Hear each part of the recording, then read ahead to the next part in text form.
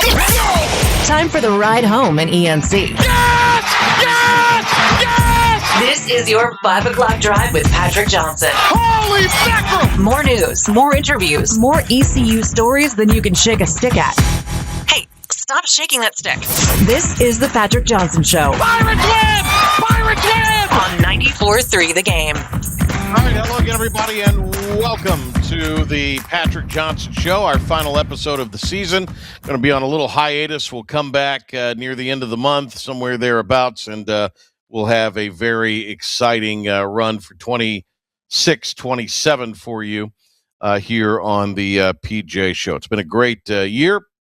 A great time having numerous guests on and lots of kind comments from you listeners whenever we get a chance to receive them or folks see me or contact me, and they've really enjoyed some of the changes to the show, which will include the top 5 at 5. We have a patriotic top 5 at 5 coming up in just a little bit.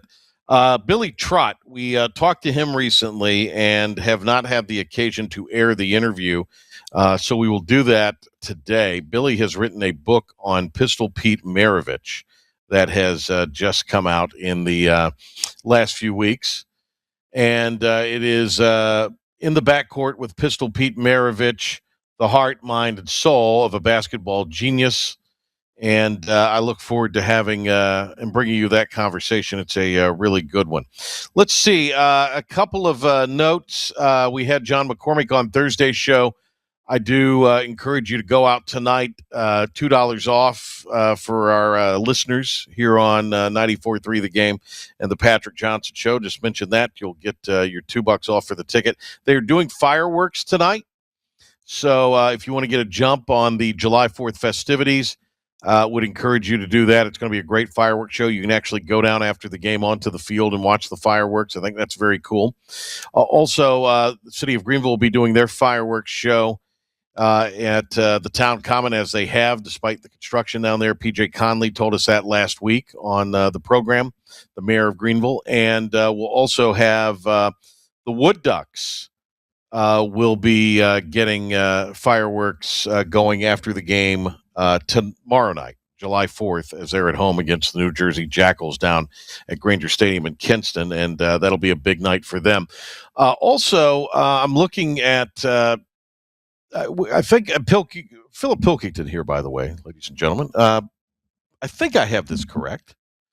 I think I do, but I know at Granger Stadium, they've actually had the tickets for tomorrow's game moving fairly brisk. So if you want to go to a baseball game and watch fireworks tomorrow night, you may want to go ahead and move on that now or as soon as possible for the Bird Dogs. As for the local team, the Yard Gnomes,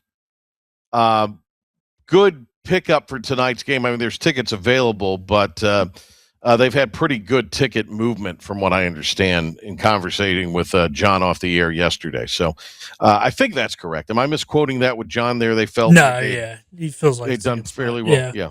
It'll be a good crowd tonight, but still tickets available. Hope you'll go out and enjoy that.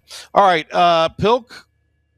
Final show of the season. Do you have anything to say? Do you want to swear at me? Do you want to tell the audience how you really feel, or do you have anything you would like to add before we get into our patriotic America-themed top 5 at 5? No, I just think how appropriate is it, PJ, that two great patriots like us get to have our final show be leading of the season, leading into such a great holiday, and we can do a patriotic 5 at 5. Like, this is what we've been wanting to do all year. Make it all about America, baby.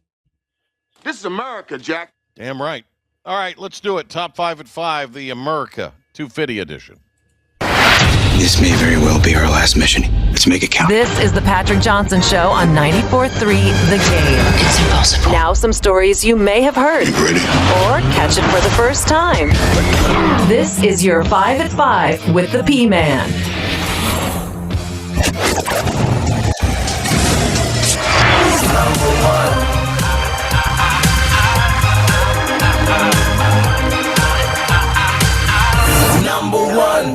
All right. righty, number one, the odds are out for tomorrow's Nathan's Famous Hot Dog Eating Contest. No surprise on who the favorites are. On the women's side, which will go first, Mickey Sudo coming in at -800, and Joey Chestnut in the men's side at -2,500. You know, PJ, those are long odds, or good odds, I guess, but I wouldn't even mind putting money on that. I think $25 to win $1, you're probably still going to feel pretty good.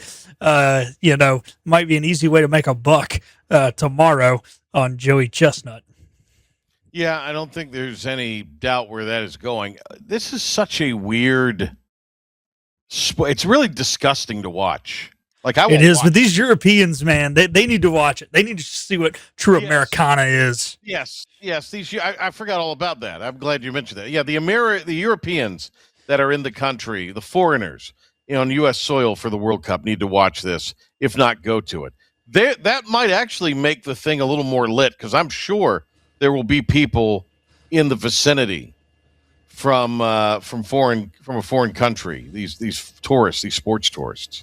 I'm sure they'll be there. Oh, for sure. I mean, it's in New York, which is one of the cities that's hosting, so it works out good. Yeah. You know, it's not like they have to venture outside of maybe they're already where they were planning on going. I just hope that, you know, from tonight's wedding that, you know, all the people leaving, there's not too bad of traffic, can't get down to Coney Island there. Do they are they doing something different on TV this year, or am I dreaming that? I don't know. I thought they were doing something a little different with the presentation this year. Maybe. You know, we used to always have somebody come on and pick the show, but a lot of those people got out of the hot dog eating picking business. So I'll go with the favorites, Chestnut and who's the other lady? Seguri? Mickey Sodu or Soku? Soto. Oh, yeah. All right. Let's go with her. Yeah. Number two. Number two, it's going to be one hell of a weekend in our nation's capital. It is going to be a record-setting 850,000 fireworks are supposed to be set off this weekend as part of America 250. Also, tomorrow, if you're in the nation's capital, expect some patriotic flyovers from 1:15 p.m. to 8:30 p.m., 7 hours of flyovers showing all those foreigners who does have the greatest military in the world. And just remember, for any foreigners watching that might want to attack America or not like America, the biggest, by planes, Air Force in the world is the United States Air Force, and the second biggest is the United States Navy. Just remember that. I almost think when you say the foreigners the dastardly foreigners that don't like the U.S., well, a lot of them on U.S. soil here for this World Cup have learned to really love it, and they've been so I almost think you're speaking possibly to some Americans. That's what's really disgusting to me, is there are people that hate so much and are so crippled by their misery and their disdain that they are not celebrating what is the greatest land on earth. I've said this before. I'll say it here again. We sat through 4 years of a man who probably didn't know if he had messed his britches or how to tie his shoe or which direction he was going in. I mean, and I say that not to be crass or funny, because it was really sad. Yeah. And then before the first term of President 45, Donald J. Trump, you had a guy that, in my opinion, actively tried to divide this country, and is still working at dividing this country. We've sat through 8 years of that crap. So we have dealt through things and still love this country. I just find it demoralizing that there are people who feel like it is good to mock the U.S. Tell you what, we're deporting people here illegally, and especially illegal criminals, and I'm all for that. We don't need illegal criminals in the country, but we ought to offer these people those same flights that hate the country so much. Here's a flight. You can leave. Yeah. Hey, look, anybody who wants to pull the oxymoron of Queers for Palestine, let's go wave those pride flags in Palestine, see how that works out for you. You're anti-Israel. It's not going to work out. Right. You protest no king. If there were a king, you'd be beheaded. Yeah. We're going to have a great No Kings protest tomorrow, PJ. 250 years of No Kings, baby. One. It is. Yeah. Hey, all these 50 people that years. come in here illegally, PJ, I say they're fighting, they're risking their lives to come here. Let's give them the citizenship of the American that wants to vote for socialism and send the socialist American to Venezuela, where they can experience socialism. And because these people are coming here, they want to work, PJ. They love capitalism. That's why they're coming here. Let's just, no more deporting illegals. Let's just deport Americans that don't love America. I think we ought to do trades like in sports. Yeah, let's do it. There should be trades. 3. All righty, number 3. Cool story down in Southport. They have their annual July 4th parade, which does have a marshal to start the parade. This year, for the first time ever, it will be a dog. The dog earlier this year survived an attack from a 10-foot alligator, and I do not see the name of the dog here, unfortunately. I don't know why they didn't put that in there, but the dog will be the honorary marshal for the July 4th parade. They should call the dog Stump. Stumpy. That's great. I think that's awesome. Why not have the dog that survived the gator attack? Makes sense to me. Yeah, it's very special. Here, I've great. put up another article. Let's see if we can find the See if you can find the name of the dog. Go Gator. Go Gator. Gator didn't win that attack. Dog got away. Gator was like the British. Strike. His name is Strike. There you go. It was on June 22nd. Oh, no, festivals were, okay, no, they announced on June 22nd that it would be, All right. okay, yeah, it was about a year ago that it happened. He was swimming, was attacked by an alligator, survived the attack. Yeah, that's pretty cool. Good for Strike. It's unique. I've never, that's a big deal. Being in Surf City, you get the Wilmington TV market into here, and it is it's interesting that Southport parade. Bellhaven usually has a big parade also, and a big July 4th celebration overall. I just think it's great. I think it's great that we're all celebrating America 250. I think that's awesome. Would you go to the parade, Pilk, if you could? I know you're a man about town. Okay. Yeah, I'm not an avid parade person. I went a lot as a kid.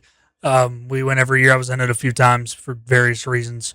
But yeah, I'd be down to go to a parade. Where was this parade that you were in? In the town I grew up in. Parade? Yeah, July 4th parade. We had a huge July 4th parade every year in our In town. Charlotte? In Harrisburg. No, not in the. This is not Mecklenburg County. Charlotte. Yes, our All right. suburban little. I think it's a 14 square mile town that we have. PJ, it's 2 miles by 7 miles. Not a. So it's a bedroom community. Do you think, Pilk, that the people in the great state of Mecklenburg will be proudly celebrating America 250? I know a few that might, but I Okay. would say the overall no. I think we have some friends, say some this. common friends that technically do live in Mecklenburg County, PJ. Okay. I don't think Charlotte is as wackadoodle. It's wackadoodle, Yeah. but I don't think it's as wackadoodle as Raleigh. Raleigh's really wackadoodle. Yeah. Raleigh's gone off the rails, unfortunately. 444. All righty. Number 4, Major League Baseball on Sunday, not Saturday, but Sunday, to celebrate the events of Saturday, is going to be doing a Major League Baseball marathon where they start games a little after noon, going through 9:30 at night. All these games are going to be on Peacock. This is going to be kind of one of those deals, PJ, where they've done the hockey marathon where you got games starting every half hour roughly throughout the day. It's kind of, there's a half hour between, sometimes an hour between as they're doing a full day, but there'll be plenty full day of Major League Baseball to watch on Sunday when you're sitting on the couch thinking about how you might have consumed one too many hot dogs. Or maybe something else. That- I am, so the Fox National game Saturday night is Cardinals Cubs at Wrigley Field, which I'll be there in person in Wrigley Field. Looking forward to that. No better way to spend America 250 than in Chicago with the Cubs at one of the great ballparks in our nation, Wrigley Field. I also will be there, but on the rooftop the next day. That's the plan, to be on one of the rooftops for There you the go. game, which starts at 1:20 Chicago time. So a 2:30 Eastern start. And all of that. All right, well, look, there you go. Part of history. My only concern with this is, will people be able to find it? And I Yeah. don't say that to be, this is a great idea but obviously people are into the streaming thing now, and can Peacock market this and NBC market this adequately enough so people know where it is and all? Who knows? Well, we got a little time here, PJ. I do have a question for you. Do you know any of the? Have you looked ahead? I know you're going Saturday, Sunday. To any of the pitching matchups? Are you getting to see any? Have you looked? No, as of when we're doing this right now, I have not, because I've been trying to get all of this done. So I'll start to hone in on some of that a little later. Guess who I get to see Tuesday? Who? Livy's boyfriend, Paul Skeens. Really? Yeah. You're going where? Going to Pittsburgh to watch the Braves and the Pirates on Tuesday and Good Wednesday. for you. Yeah. Good for you. Paul Skeens action. Philip the Ref Pilkington, a great American, going to take in the American pastime next week. I'm excited. You should be. I've never been to that good. ballpark. It's beautiful, obviously, Yeah. because it's there overlooking the Allegheny River, and it's a good spot. It's a good spot to go to there. Good for you going to that. I didn't know you were doing that. Happy for you that you get a chance to do that. Do you have any other big jaunts planned? I know you're a man about the town, as it were. You're a well-traveled international superstar. Do you have anywhere you're going over July? A little while trip we're to the on our mountains hiatus? late in July, but nothing crazy. Okay. Well, hopefully it won't be a gazillion degrees up there. Well, good for Yeah. you going to Pittsburgh. By the way, Tom, who's the guy that kind of heads the concession group for ECU Athletics, Yeah. went up to Baltimore to watch the White Sox. And Is he a White so Sox did our fan? buddy Shane Winkler. He's a Sox fan, and so is Shane Winkler. And as I tell them, nobody's perfect. So Hey. that's the case. Yep. All right. Top 5 at 5. It's our America 250, top 5 at 5, patriotic top 5 at 5. Here we go with the last one before we get to our guest. 5. Well, if you're not a good American and you don't love America's pastime, there is some other sports to watch this weekend at PJ. We've got the, why did I just blank? Travelers was last weekend, so it's not the Travelers. It is John the Deere. John Deere. John Deere Green, Yeah. baby, like Oh. Joe Diffie. John Deere Green. And It'll be hot out there. it is going to be toasty. And then speaking of Chicago, PJ, you're going to be up there. Watch out for the NASCAR fans down in Juliet, which is it's about 40 miles south, I guess, of the big city. As they will be returning there for the first time since 2019. What am I seeing that they think the track is kind of worn, and that may impact these cars? What is that I'm reading? Yeah, You're it just Mr. I don't think they repaved the whole thing after having not done it in a while. So this could make like for a Darlington-esque race where after about 2 laps your great. tires are just terrible. Yeah. And that Yeah. really puts it in the hands of the drivers, puts in the hands of the crew chief managing when to come down pit road. So I like that. It's going to be fun. You know, there is a prison down in Juliet. Can you name one former inmate of said prison at Juliet? Blago, right? Who's The guy Blago? who was the governor. Oh, I don't know. I was going for Jake from the Blues Brothers. That's where the Jake prison from the Blues was. Brothers. Yeah. Blago might If have been I there too. planned this a little better, I could have gone to Chicago today and watched the Cubs Cardinals, then gone tomorrow night to Cubs Cardinals and then gone to the race, the NASCAR race, You could on have. Sunday. Had I planned this a little better, because there's nothing more American than NASCAR. When's the last time you went to a race? But you've been to a race before, right, PJ? Yeah. It's the one in the mountains in Virginia. Martinsville. Martinsville a few years ago. Great place to watch a race because there's constant action and it's small enough you can see it. Yeah. It's a good time. I would like to go to a NASCAR race. I think that's one of the next things I would like to do is go to a race. It's been a while, yeah. I want to sit in the skybox though. Can you arrange that? Can you make that happen? I'll text our guy Scott Cooper and see if I can arrange it. You're buddies with him. I used to be buddies with him, but you're Well, really buddies with him. He was my youth basketball coach when I was about 12 years old. So Scott Cooper. Good man. Good man. All right, where are we? Are we still filling time here, Pilger? yeah, no, Or we we've going got into the break? 30 seconds left or so here. Oh, before perfect. we Well, let's hit a break then. It is the final show of the season. Coming up, we're gonna have Billy Trott. He's written a book about the life and times of Pete Maravich. He's his high school teammate. It's a comprehensive book, and we're gonna hear all about it with Billy Trott after this. don't get busted singing Christmas. A while back, our dear friend Bethany Bradsher was telling us here on the show about some of the projects she's been involved in lately. We were talking about some of the books she has written in the past. She was the editor for a book that she told us about, the life and times and really late life and times of Pistol Pete Maravich. It's a pretty comprehensive book. It's entitled In the Backcourt with Pistol Pete Maravich, The Heart, Mind, and Soul of a Basketball Genius. And it's written by Billy Trott. Billy played basketball at Broughton High School in the backcourt, as the title indicates, with Pistol Pete, and obviously is quite an acclaimed athlete in his own right in his post-high school career, and has been an attorney for a number of years in the Triangle area of North Carolina. We're very pleased to welcome Billy Trott to the program. I'll have you know, Billy, as we say hello to you here, I got this book, ordered it for my dad as kind of a second part of his Father's Day. So he's pleased about that, and you got a sale there, so there's the good part about that. Good.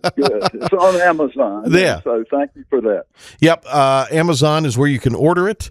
And again, it's In the Backcourt with Pistol Pete Maravich, the heart, mind, and soul of a basketball genius. There've been movies. There have been 30 for 30s and documentaries on Pistol Pete Maravich. There have been numerous books written on Pistol Pete Maravich. This is kind of an interesting one, Billy, because it looks at a lot of different aspects beyond basketball, but they all kind of contribute maybe to why he was so sensational at basketball. Take us back to kind of the book's origins and how all of this started to become this pretty comprehensive look at Pistol Pete's life and times. Sure. It really began as an article I had always wanted to write. I played with him, and that was not worthy of an article, but I did see a lot of things about him that were really unusual and that were interesting. The real reason that I felt like I wanted to write an article was that 7 days before he died on January 5th, 1988. On December 29, 1987, I hadn't seen him in 23 years after we left Broughton, and they had a retirement ceremony scheduled that night, and there was a luncheon for him at noon that day, and everyone else kind of went away from the luncheon, and Pete wanted to talk, and I wanted to listen. I was planning to go back to the office. I didn't. We stayed and talked for 3 hours.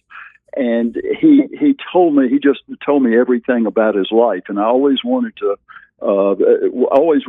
say something about that in an article, just really of local interest mostly, and what it was like talking to him. He looked thin and gaunt, and his color didn't look good, but he talked with a presence that was a lot greater than the squeaky voice that he had when we played together at Broughton years before. And he talked about the reservations of his career, how he had become an entertainer. He said the pressure mounted to do something better each game. He felt sometimes like a circus animal being led around. He had become an alcoholic in the NBA. He talked about how they would open, and they considered it part of rehydration, believe it or not, back in those days. And they would give him an open beer can at the end of the game, and they would have just coolers of beer everywhere. And Pete had a tough upbringing that no one knew about in Raleigh. I knew nothing about it, about his mother's depression and alcoholism and a lot of situations in his home life. And he kind of apologized for not being able to invite friends to his house and all of that. And then after about 1,000 college and pro games, I was surprised he remembered anything about our team, but he really liked our team. He said it was really, in some sense, the best team that went the furthest of any team he was ever on. Now, he discounted the fact that for about 2 months at the very end of his career, when he was hobbled by a really bad knee, he played for the Boston Celtics. But other than that, he really wasn't on really good teams. And his father had recently died. He had been through a difficult time with his father. his father had prostate cancer, and Pete said that he was picking him up and giving him his shots, carrying him to the bathroom. He said that he had hurt his left shoulder, and he was having a lot of pain in his left shoulder, that he felt like he was he'd gotten out of shape. He wanted to get back into shape. He told me that he was going to fly to California to play in a pickup basketball game in about a week, and he was looking forward to that. But most of all, in that conversation, what Pete really wanted to say was to talk about his Christianity. About 6 years before, he had a revelation. God spoke to him in the middle of the night. It was in November when he was living down in Louisiana. He had been through some really bad times. He'd had some suicidal ideation. He was depressed. He got on the floor, and God told him to be strong, and the experience totally changed his life. He had a new sense of purpose. He wanted not to be known so much as a basketball player, but really for his religious commitment. And then he said 2 or 3 or 4 times, and it gave me goosebumps. He said, I could die tomorrow, but I'm not afraid because of my faith in God. And he just had this profound sense of peace about him when he said all of that. And as I say, I got goosebumps. Then 7 days later, I was watching the CBS Evening News with Dan Rather. The first thing he reported was basketball legend Pete Maravich died of a heart attack today. And that, once again, I was stunned, but I got the goosebumps again, and that fused that conversation 7 days before in my memory. And as I thought about it more and more throughout life, I was probably the last person that Pete Maravich talked to in detail about his life before his death.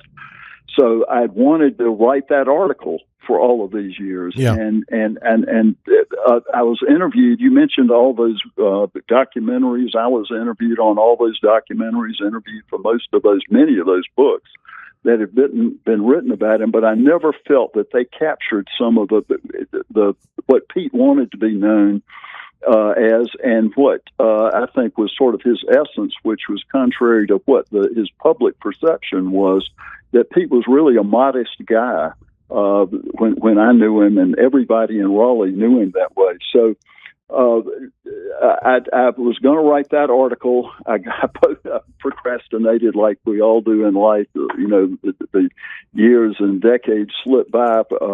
Then all of a sudden, COVID came, and I semi-retired, and I went a little bit in isolation up in the North Carolina mountains and started writing that article.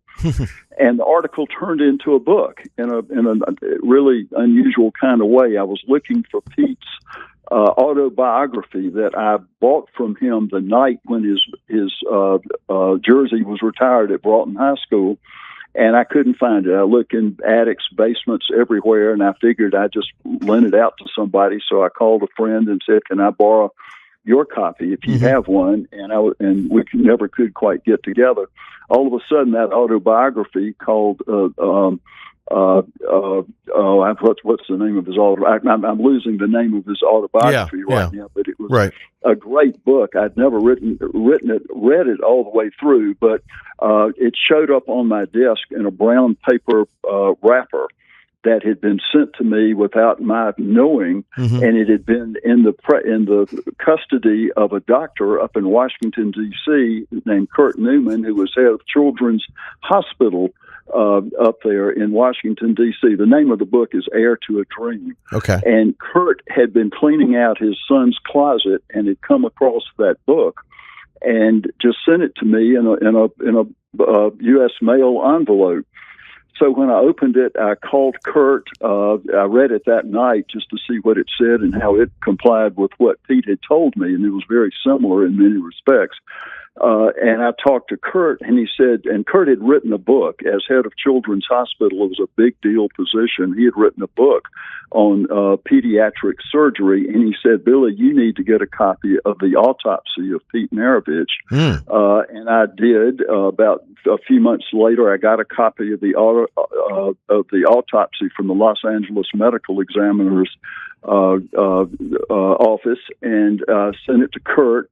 And he said, I'm going to get you in touch with one of the leading pediatric heart surgeons in the country, a doctor named Joe Turek at Duke University Medical Center. I think he's head of the pediatric cardiac surgery unit there, and he's been written up in the New York Times. And he happens to be a big basketball fan. I think he played point guard in high school. Right. So Kurt put me in touch with Joe Turek, and the next thing I knew, I was writing a book and then dealing not only with his heart, but then I ran into another doctor just fortuitously. Who knew ADHD, and so we talked about that. Okay, so hey Billy, let's pause there and reset here for the radio audience. Billy Trott is with us, author of the book "The Backcourt." Played in the backcourt with Pistol Pete Maravich. The book "In the Backcourt" with Pistol Pete Maravich. The heart, the mind, and the soul of a basketball genius. So, when you acquired the autopsy from the LA Medical Examiner's Office and presented it to the cardiac doctor, without giving away too much, because we want people to buy the book, obviously, what were some of his takeaways? Was this something, I don't know if avoidable, but maybe something that was never quite explored or diagnosed previously? Am I understanding that correctly? It has always been said that it was never diagnosed, and that is technically correct. There's some stuff in the book that shows that he knew he had a heart murmur, and there's a difference between a heart murmur, of course, and a heart defect. But he had a heart murmur and was told about that, but never went much further with it. But the heart defect was a terrible heart defect. It usually kills someone when they're very early. And Pete's in utero, somehow or other, Pete's heart had miraculously created an artery that serviced the left half of his heart. Where he had no artery otherwise. He would have had no blood supply to that side of his heart that had to pump blood throughout his body. But the artery was undersized, and it pumped blood that had already had some of the oxygen taken out of it. So there was a lot of scarring, and where he had minor infarcts or minor heart attacks, as I understand it, that had created dead tissue in the left side of his heart. And that had been created in some respects by exercise, and it obviously had a lot to do with Pete's endurance problems that I had noted, and a lot of people had noted that he had endurance problems. Pete was not really aware of it. He didn't know that he had endurance problems, to my knowledge, other than he said he would get tired at the end of games. But it was quite an eye opener to hear the two doctors. I was in the Washington Duke Hotel with the two doctors, and we were talking about the autopsy, and they both suddenly kind of came to a eureka moment of saying that, Pete was an heroic guy because he persevered through pain and breathlessness when he had strenuous exercise and did not realize that he was damaging his heart. It was quite a profound moment when the two of them came to that conclusion. Yeah, it gives you those goosebumps, as you say. Author Billy Trott is with us. In the Backcourt with Pistol Pete Maravich is the book, available now, and you can get it on Amazon. That is, just do the search for it on Amazon. You'll find it, or search Billy Trott, Pistol Pete, and it'll take you right there. Billy Trott, the author of the new book about Pete Maravich. You say ADHD. I believe I got that corrected, heard that correctly. Yes. So tell me about how this diagnosis was reached and what took you down that, avenue, because the heart situation seems to make sense because of it's the thing that ultimately killed him. But where did the curiosity to explore that diagnosis, a learning disability of sorts, come about? It came about because, first of all, I noticed that his brain was different, his mind was different. He had in good ways and bad ways. But the biggest tip-off was that Pete was smart. He was one of those guys. You know how you know people who can remember lines in movies from 5 years before? I can't. Pete could. I can't, but other people can, and it drives me crazy. Exactly. Well, Pete could do that with basketball. He could remember situations and games and scoring averages and things like that. Yeah. But Pete did not do well in high school in class. He couldn't pay attention. He did not test well, and that kept him. He didn't make the SAT scores necessary to get into NC State, where his father was the head coach. Yeah. So that was kind of a tip-off, that disparity between his intellectual abilities and his ability to translate his brain, good brain, into test scores and that sort of thing. But in Pete's era, there was no such thing as ADHD. The term had not even been coined yet. Right. So we were trying to diagnose it retroactively, which of course is a little bit difficult, but I talked to 4 different types of witnesses who helped me reach that conclusion. It really began when I met a pediatrician who had written a book, Dr. Jim Poole in Raleigh, who had written a book about ADHD. Mm-hmm. And he said that I told him I was working on something or other, article or book or something about Pete Maravich, and he said, I think he had ADHD. And I said, I think maybe from what little I know about it, I think you're right. That's interesting. It really is. I talked to.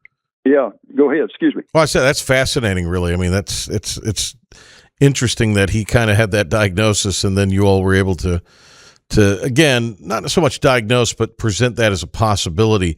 Do you think, Billy, that he was so locked in on basketball and locked in on his drills that he was put through to be the basketball player and ball handler that he was? Do you feel like that or I should ask you, was that part of kind of the profile that maybe helped fit and become a piece of this diagnosis? Absolutely.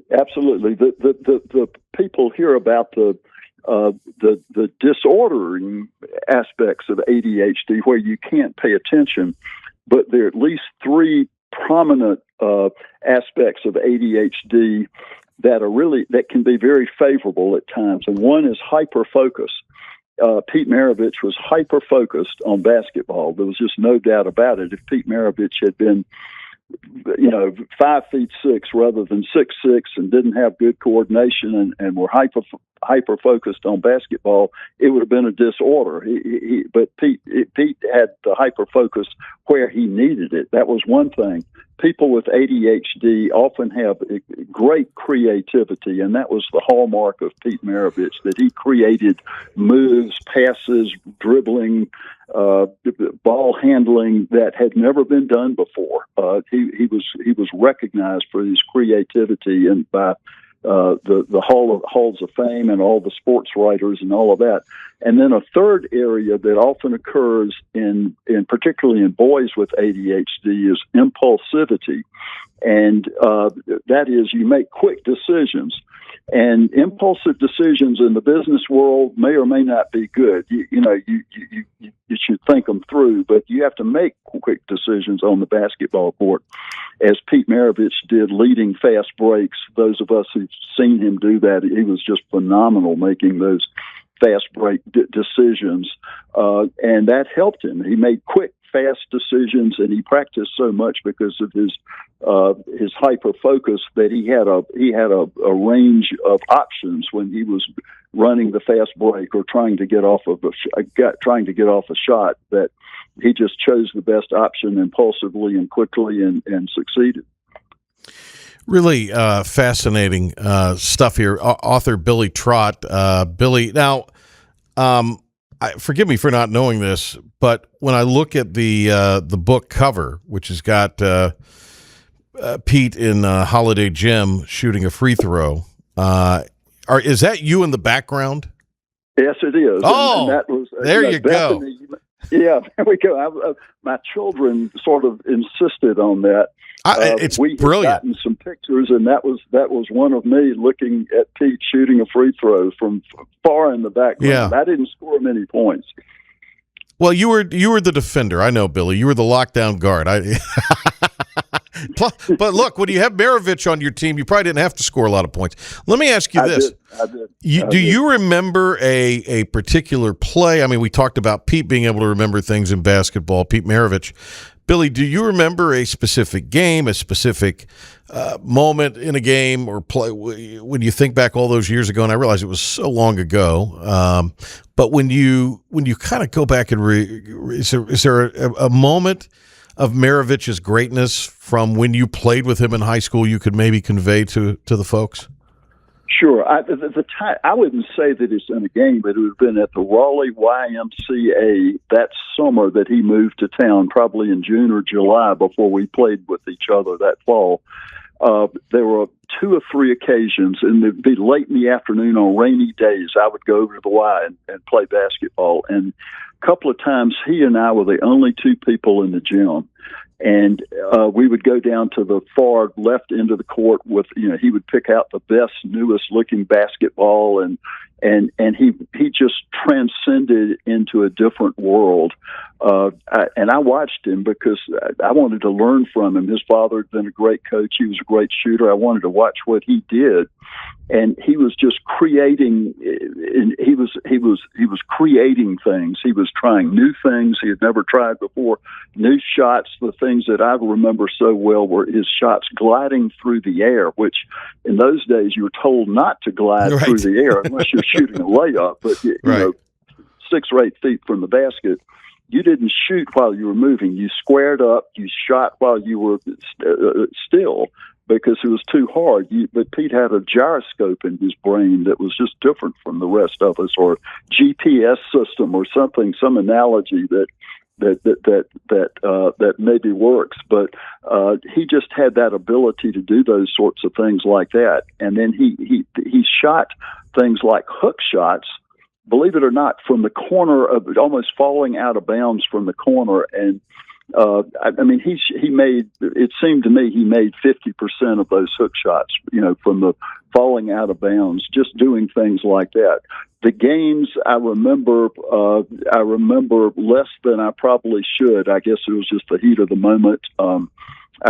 We all had one bad game where this was the closest Pete ever came to a championship, he told me, and it really hurt him even then, and that was we got beat by 1 point in 2 overtimes in the state semifinals against Winston-Salem Reynolds in the Greensboro Coliseum, and Pete had a bad game. We all felt like we had a bad game. We were favored to win, and that's the last game of the season, the last game of my basketball career.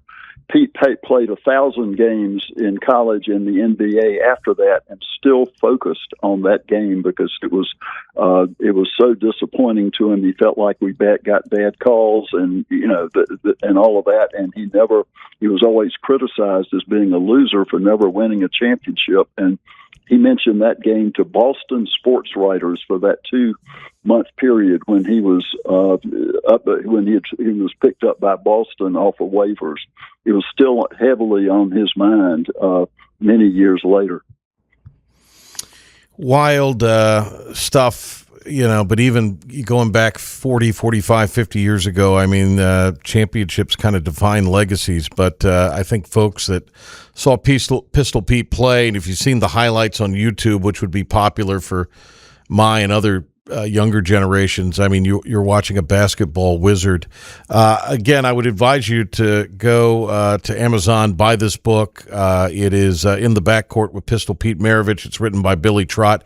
It's been out for a couple weeks, and it would be a great summer read for you, especially if you're a basketball fan, a North Carolina sports fan, a fan of Pistol Pete growing up, like my dad, like Henry Hinton, the owner of our company, and my morning show partner.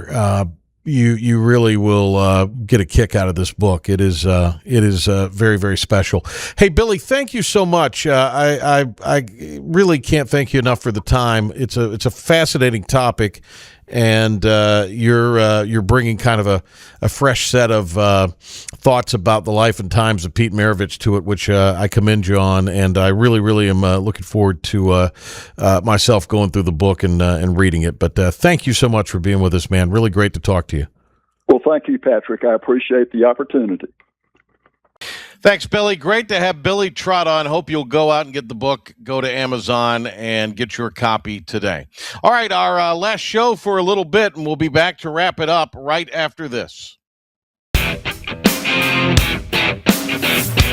now, stunning conclusion. Everyone's screaming on 94.3 The Game. All right, Billy Trott, thanks to him today, long awaited, but we finally got him on. Give me a little going to break here, the America. Let's do that going out here. America the Beautiful by Ray Charles. Great rendition of that. Beautiful song. Hey, very cool thing from what's been a tough week with the Chris Johnson news. They have revived the Ice Bucket Challenge in CJ's name. I think that's really cool. And he is... had his daughter on there, and she called out LeBeijing, wants him to do it. Hopefully he will. Would change my opinion of him drastically. All right. Great run of shows here for the season. We'll take a little break, be back into July, somewhere in that realm. I'm sure we'll start airing promos for the other shows, but you can just sort of deduce mine. Always got to get a shot in, don't I? Well, we're having Shots fun fired. here, people. Yeah, just having a little fun. There'll be very few PJ Show promos, a lot of others. So just kind of figure it out from there. All right, that'll do it. I hope you have a safe and wonderful Independence Day holiday, and enjoy your July. Should there be any breaking news, I'm sure Pilk will cover it in some form or fashion on digital or radio over the next few weeks if we have to have a special break-in for anything. And then, of course, we will be back with a new season of shows as we get ready for Pirate football in the 26-27 athletic year. It's here, huh? All right, have a wonderful 4th of July. Be safe, and God bless America. And you know, when I was in school, we used to sing it something like